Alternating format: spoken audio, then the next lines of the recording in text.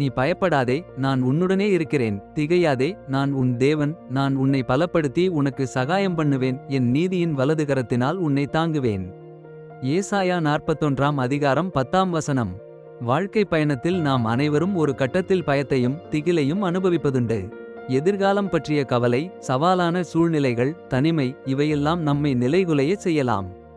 ஆனால் இந்த வசனம் நமக்கு ஒரு மகத்தான வாக்குறுதியை கொடுக்கிறது. நீ பயப்படாதே, நான் உன்னுடனே இருக்கிறேன். ஆம், சர்வவல்ல தேவன் உங்களுடன் இருக்கிறார். நீங்கள் தனியாக இல்லை. நாம் பலவீனமாக உணரும்போது நம் தேவன் நம்மை பலப்படுத்துகிறார். நான் உன் தேவன், நான் உன்னை பலப்படுத்தி உனக்கு சகாயம் பண்ணுவேன் என்று அவர் கூறுகிறார். அவர் நமக்கு தேவைப்படும் நேரத்தில் உதவ தயாராக இருக்கிறார். எந்த பிரச்சனையிலும் நாம் தனியாக போராட வேண்டியதில்லை. அவர் நமக்கு தேவையான வலிமையையும் ஞானத்தையும் உதவியையும் தருவார். அது மட்டுமல்ல, அவர் நம்மை தன் நீதியின் வலது கரத்தினால் தாங்குவார். என் நீதியின் வலது கரத்தினால் உன்னை தாங்குவேன். எவ்வளவு பெரிய போராட்டமாக இருந்தாலும் நீங்கள் விழும் நேரத்தில் அவர் உங்களை தூக்கி நிறுத்துவார்.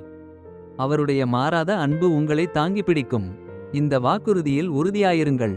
ஆகவே இந்த நாளிலே ஏசாயா 41ஆம் அதிகாரம் 10ஆம் வசனத்தை உங்கள் இதயத்தில் பதிய வைத்துக் கொள்ளுங்கள். பயத்தை நீக்கி தேவனுடைய உடனிருப்பு, பலம் மற்றும் தாங்கும் கரத்தின் மீது நம்பிக்கை வையுங்கள். தேவன் உங்களோடு இருக்கிறார்.